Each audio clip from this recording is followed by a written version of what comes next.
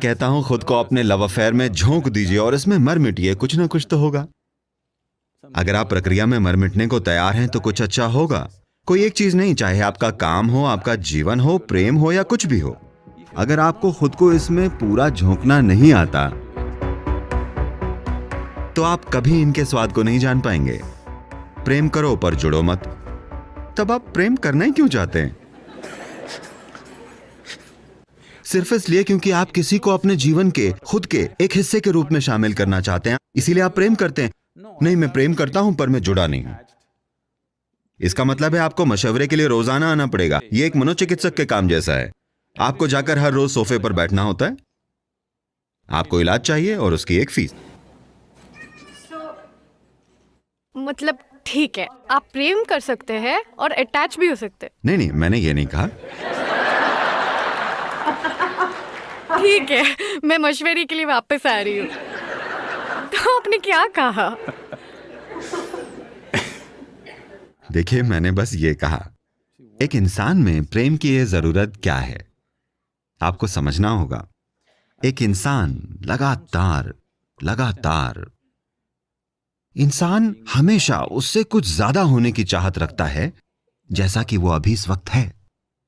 अगर ये चीज एक साधारण बुनियादी शारीरिक अभिव्यक्ति पाती है तो हम इसे सेक्सुअलिटी या कामुकता कहते हैं। कामुकता मतलब बस ये, शारीरिक रूप से आप किसी चीज को अपना हिस्सा बनाने की कोशिश कर रहे हैं जो आपका हिस्सा नहीं है। कुछ पलों के लिए आप सफल हो सकते हैं। अगर मानसिक रूप से आप ऐसा करें तो इसे लालच, जीत या बस सीधे सीधे शॉपिंग कह दिया जाता है।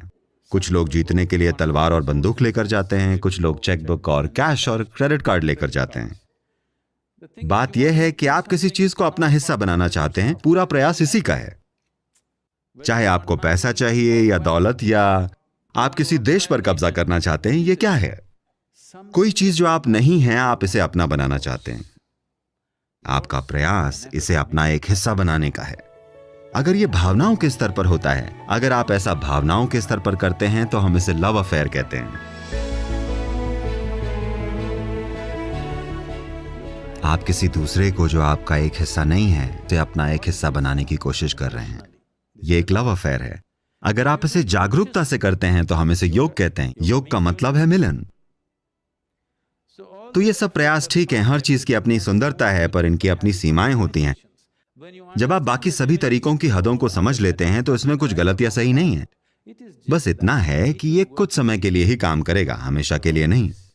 जब आपको यह एहसास हो जाता है तो आप जागरूकता से समावेश करने की कोशिश करते हैं। जब आप जागरूकता से शामिल करने की प्रक्रिया बन जाते हैं, अगर आप यहां बैठकर हर चीज को खुद के जैसा ही अनुभव करते हैं, तब आपको योगी कहा जाता है। ठीक है, तो ये एक सफल लव अफेयर है।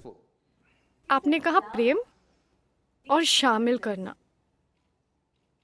मुझे समझ नहीं आ रहा है कि मैं इस कमरे में सबसे प्रेम कैसे करूं। आप नहीं कर सकती। कुछ लोग ऐसे होते हैं जिन्हें आप प्रेम नहीं कर सकती। मैं मुश्किल से ऊपर तक देख पा रही हूँ। तो आप अपने प्रेम में सभी को कैसे शामिल करें? देखिए, क्योंकि आप प्यार को एक ऐसी चीज की तरह देख रही हैं जो आपको होता है, या आप प्यार की प्रक्रिया को होने देते हैं केवल इसीलिए कि आप किसी विशेष गुण की सराहना करते हैं। किसी की नाक का आकार, या उनके दिमाग का आकार, या उनके विचार, या उनकी भावना, या उनके बोलने का तरीका, या जिस तरह से वो काम करते हैं, या जैसे वो आपको देखते हैं, कुछ ऐसा। बहुत सारी चीजें हैं। ये उस पर निर्भर है जो आपको स्वीकार्य है। अगर उन्होंने कुछ ऐसा किया जो आपको स्वीकार्य नहीं है तो प्रेम चटक के ढह जाता है। Now what I am saying is, I want you to look at this. Whether love happens to you or hate happens to you, anger… तो अब मैं ये कह रहा हूं, मैं चाहता हूं आप इस पर ध्यान दें। चाहे आपको प्रेम हो या नफरत हो या क्रोध हो, या आपको दुख हो या आपको खुशी हो, ये सिर्फ आपके भीतर ही होता है ना? हाँ। ये कभी लोग कहते हैं प्रेम हवा में है, नहीं। क्योंकि आप अपनी भावनाओं में बहुत मधुर अनुभव कर रहे हैं, अचानक हवा उमंग भरी महसूस होती है। हमेशा से ऐसी है। आप पूरा जीवन इसे चूकते रहे, अब आप इसे महसूस करना शुरू कर देते हैं। ठीक है, तो इंसान का जो भी अनुभव है, प्रेम या घृणा, चाहे वो जो भी हो, ये सिर्फ आपके भीतर होता है। मैं ये कह रहा हूं कि कम से कम आपके भीतर जो होता है वो आपकी मर्जी से हो।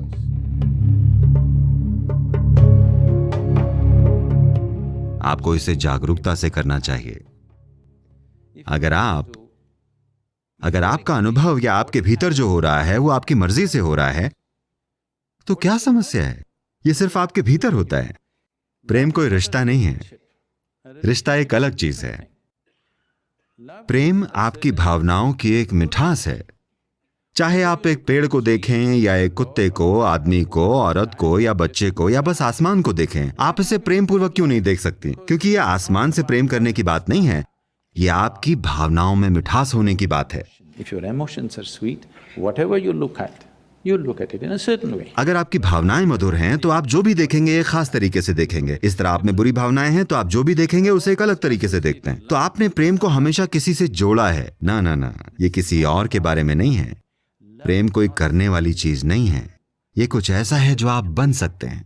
अगर आप इच्छुक हैं तो आप प्रेम बन सकते हैं। आप अपनी भावनाओं को एक बहुत ही मधुर जगह बना सकते हैं। अगर आप अपने शरीर को बहुत मधुर बना दें तो ये सुख बन जाता है। अगर आप यहां बैठें, यहां बैठकर सांस लेना ही एक बहुत बड़ा सुख हो सकता है। हम लोगों को यही तो सिखा रहे हैं। अगर आप बैठें, मैं आपको लाखों लोग ऐसे दिखाऊंगा, अगर वो अपनी आंखें बंद कर बैठें तो आनंद के आंसू ऐसे ही बहेंगे। कुछ नहीं, बस अपनी आंखें बंद किए हुए वो आनंद में हैं। उनके शरीर की हर कोशिका से आनंद बह रहा है, क्योंकि शरीर इतना मधुर बन गया है। अगर आपका मन मधुर हो जाए तो हम इसे खुशी कहते हैं। अगर आपकी भावनाएं मधुर बन जाएं तो हम इसे प्रेम कहते हैं। अगर आपकी जीवन ऊर्जाएं ही मधुर बन जाएं तो हम इसे आनंद कहते हैं या परमानंद कहते हैं। अगर आपके आसपास का माहौल मधुर हो जाए तो हम इसे सफलता कहते हैं। अब आप किसी के साथ अपनी सफलता को प्रेम कह रहे हैं, यह एक गलती है।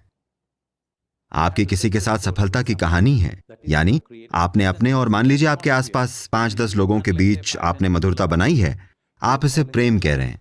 नहीं, असल में ये एक सफलता है, क्योंकि इसमें बहुत सारे मैनेजमेंट की जरूरत होती है। हाँ होती है। हाँ या ना? हाँ होती है। हाँ, पर आपको प्रेममय होने के लिए कोई मैनेजमेंट नहीं चाहिए। अगर आप बस अपनी भावनाओं को मधुर बना लें, आपकी भावनाएं मधुर हैं और ऐसे रहना सुंदर है। ये किसी और के बारे में नहीं है। अगर कोई आता है हम शेयर करेंगे, अगर कोई नहीं आता तो आप बस यहाँ आंखें बंद करके बैठ सकते हैं और फिर भी प्रेममय रह सकते हैं। दिक्कत क्या है? ये किसी और के बारे में नहीं है, ये कोई काम नहीं है, ये कुछ ऐसा नहीं है जो आप करते हैं, ये कुछ ऐसा है जो आप बन सकते हैं।